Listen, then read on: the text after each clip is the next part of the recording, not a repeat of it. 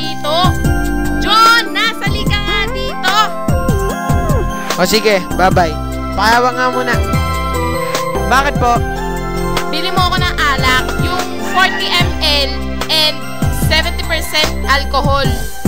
Anong gagawin ko dito? Bumili ka na! Now na!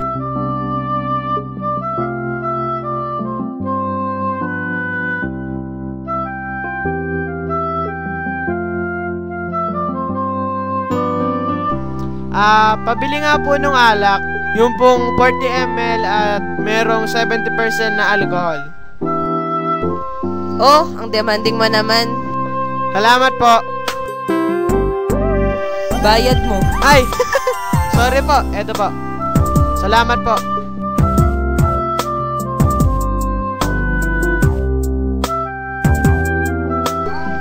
Bro, mukhang bad trip ka.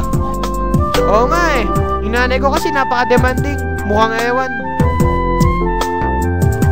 Alam ko na. Tara, bro. Tara. Napaka-babatsi kasi yung nanay ko eh. Nagpapabili ng alak na 40 ml, tapos 70% lang yung alcohol.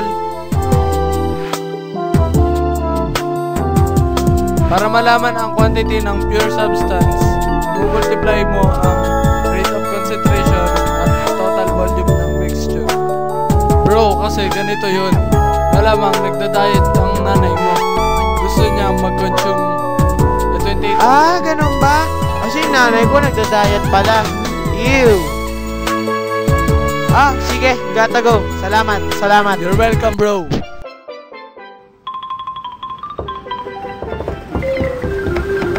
Ano bang ginagawa mo dyan?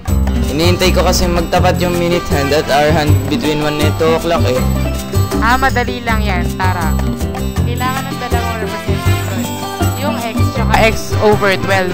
Yung x, represent niya yung number of minutes na paggalaw ng minute hand. Samantalang yung x over 12, nire-represent niya yung number of minutes na paggalaw ng hour hand. So, magiging itsura na ay x equals x over 12 plus 5. Saan nanggaling yung 5? Diba, 5 minutes between 1 and 2. 1 and 2.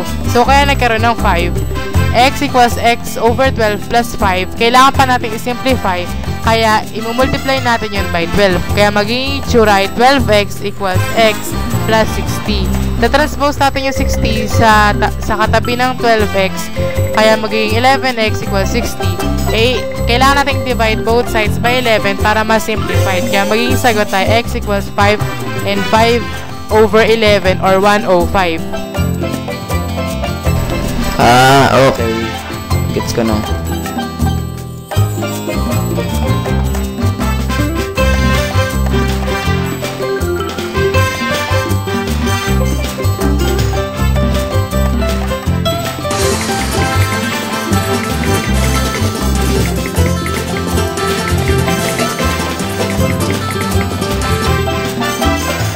Hello, Richard. Gusto mo ba ng movies? Gusto mo ba ng action?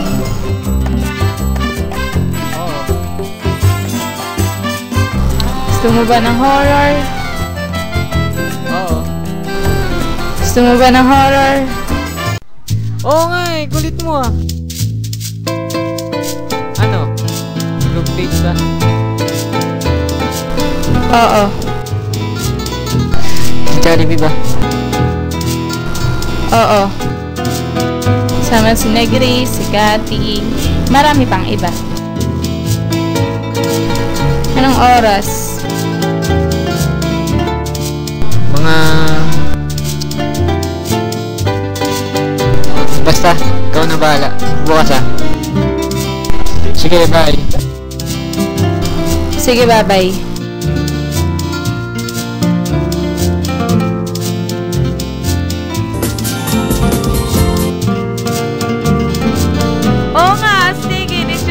Grabe. Yeah. Ayaw nga, no? Wait lang. May pinapagawa yung dad ko eh. Okay, bye! Oh, Dad, bakit? Kasi may problema ako eh. Meron kasi akong 10 piraso ng 100 peso bills at 35 of 20 peso bills. Ilan ba lahat? Dad, madali lang yan. Number of pieces times denomination equals total amount. Ganon din ang process. Ganito po, oh. Total amount, 10,100 plus 35,20 equals 1,000 plus 700 equals 1,700. Oo nga no.